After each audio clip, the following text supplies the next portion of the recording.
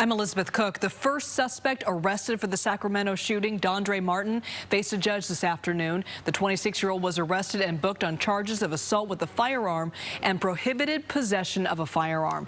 Martin's court appearance was short. His attorney says it will be important to look at all the surveillance videos and the rest of the evidence before they're able to make any kind of plea. It's very somber. You know, you saw in court. It's very somber. This is obviously very serious. I would expect in today's society there would be many businesses on the K Street Mall have cameras. Many, you know, all of us with a cell phone camera. Martin has a history of past crimes, as we mentioned earlier. He was charged with felony aggravated assault and domestic violence back in 2014 and was charged for domestic violence again in 2018. He will face a judge again on April 26th. And Sacramento police made a third arrest today. They say Davion Dawson was seen carrying a gun in the immediate aftermath of that shooting. Police say he is charged for possession of a firearm, not for crimes related to the shootings.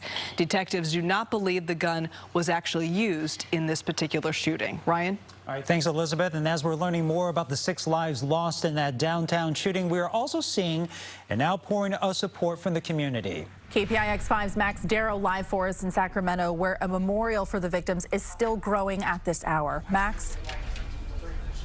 We've met people all throughout the day who've stopped by this memorial at 10th and K Street, the scene of the shooting here in Sacramento, to pay their respects. Many of them had never met any of the victims, but they share one thing in common. They call the Sacramento area home. Whether a candle, teddy bear, bouquet, or a kiss, person after person stopped by the corner of 10th and K Street in Sacramento to pay their respects to the 6 people murdered in a mass shooting over the weekend. I'm sorry, emotional. It's just tragic. It was close to home. Waymond Priest didn't know any of the victims, but his heart hurts for the community he calls home. He spent his lunch break at the memorial. Show my respect. I mean, as a human being, I'm a human being with a heart. He picked up a bouquet of flowers to place alongside the candles and teddy bears from this flower shop a block away, which restocked their supply all throughout the day.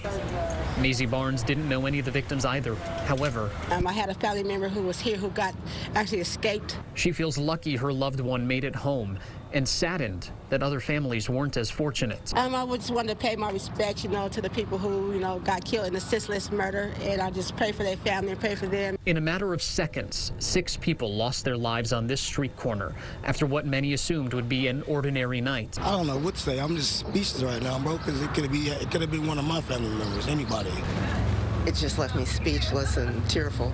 Audrey Hammond took a moment to pause and reflect. This is something that could happen anywhere, and we all need to stop the craziness, stop the division, open up our hearts and just embrace one another to welcome each other.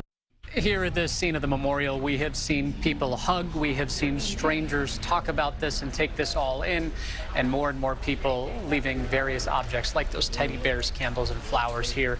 We expect more will do so as we enter into the evening. In Sacramento, Max Darrow, KPIX 5. All right, Max, thank you so much.